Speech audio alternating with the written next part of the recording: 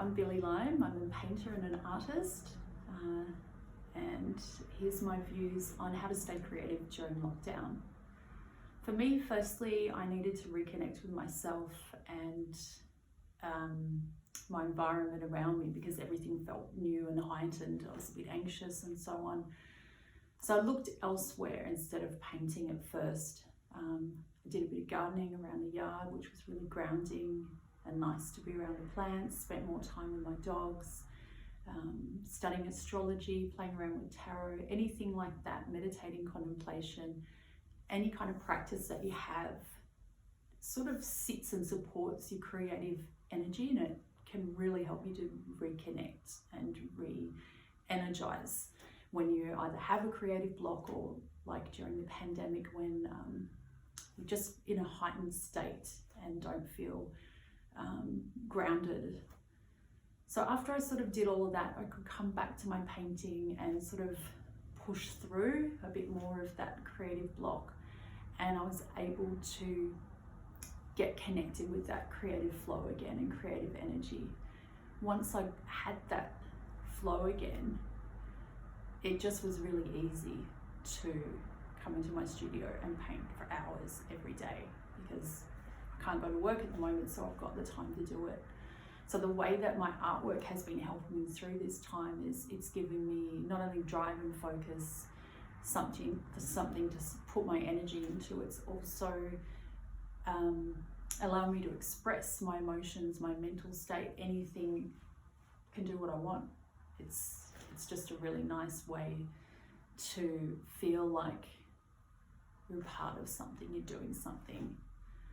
And and it just feels really intimate and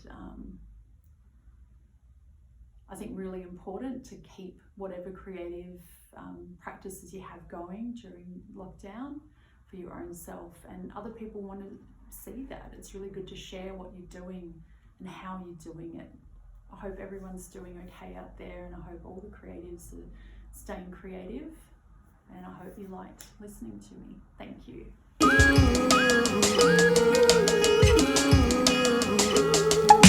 Hi, it's week 12 of lockdown in Brooklyn, New York.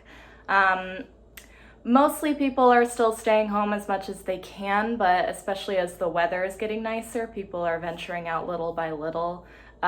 Generally, though, still kind of having to get creative within the confines of home, which has been really interesting considering New Yorkers don't actually spend that much time at home normally. So I think people are really starting to explore the limits of what they can do within their small apartments. So lots of baking happening, lots of sourdough bread, lots of gardening. If you go on a walk around, I'm sure any neighborhood, but especially my neighborhood, the flowers are blooming in a way that I have not seen before. I think because people are actually paying close attention to them and growing them.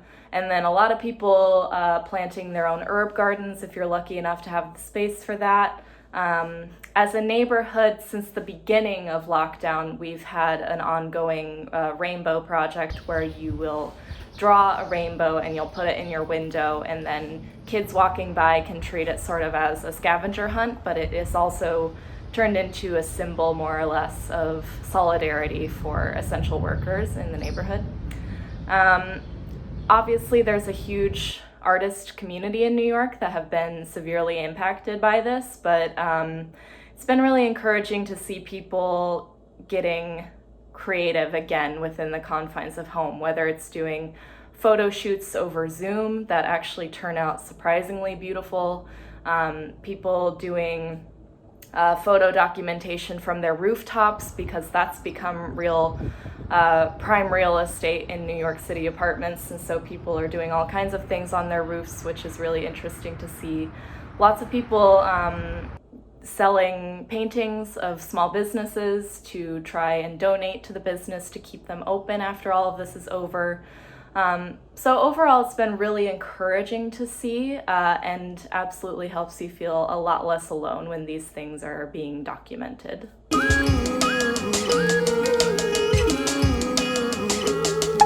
Hi everyone, this is Lesley reporting from Hong Kong.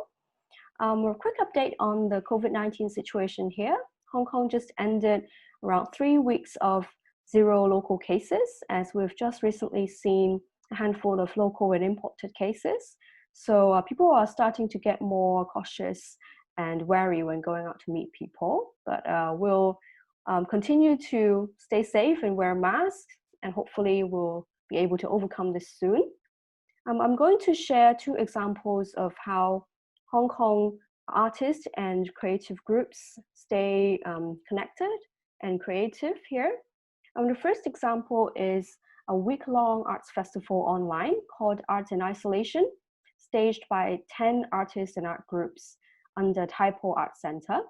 Typo Art Center is a new art venue in Hong Kong, and 10 of its artists and art groups have joined hands to stage an online arts festival for 1 week, starting from next Monday, the 25th to the 31st.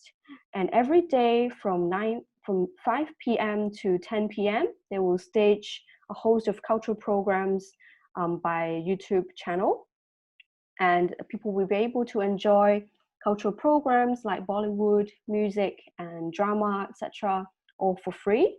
It's a very innovative move to create such a packed, intensive cultural program and for people to enjoy. Another example is a virtual play called How to Present the Love Life of Hong Kong People to Aliens in the Time of Pandemic, staged by Reframe Theatre. It was first staged over Zoom in April and to critical acclaim. So it came back a second time in early May. And it's a very interesting twist to its older production of a similar name, but this time they incorporated the context of COVID-19. So it's a very innovative and experimental form that they create to reflect on the situation currently, and also to bring a whole new form of art to people online by video conferencing. So let's hope people in Hong Kong and artists here will continue to be inspired by the extraordinary situation and come up with creative ways to share art and stay connected here. I hope to see you again next week. Bye.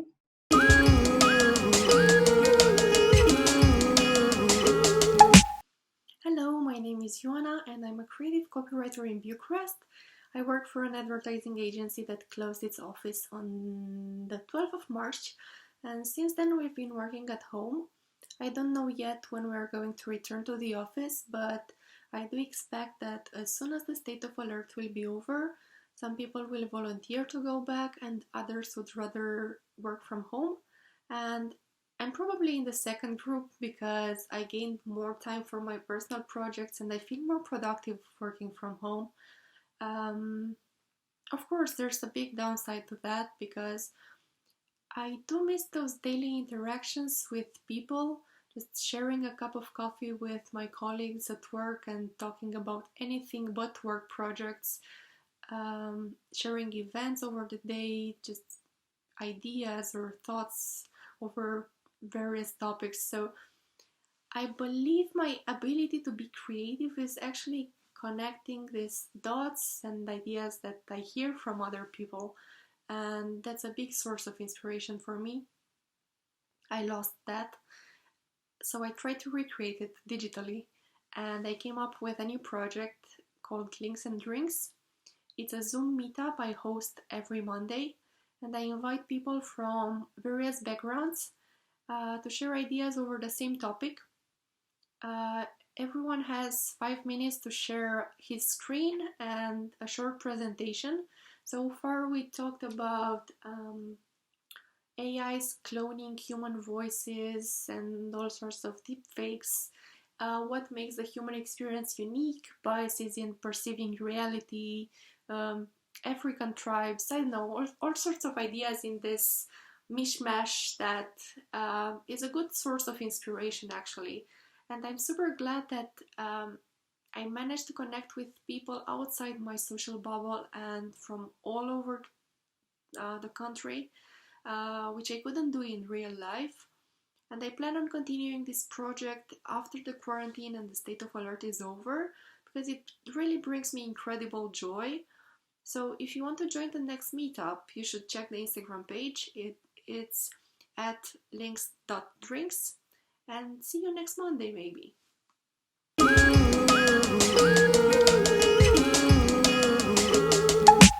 Hi, this is Touly from Chicago. We're in week 7 now in the quarantine. Still working from home, doing the same thing.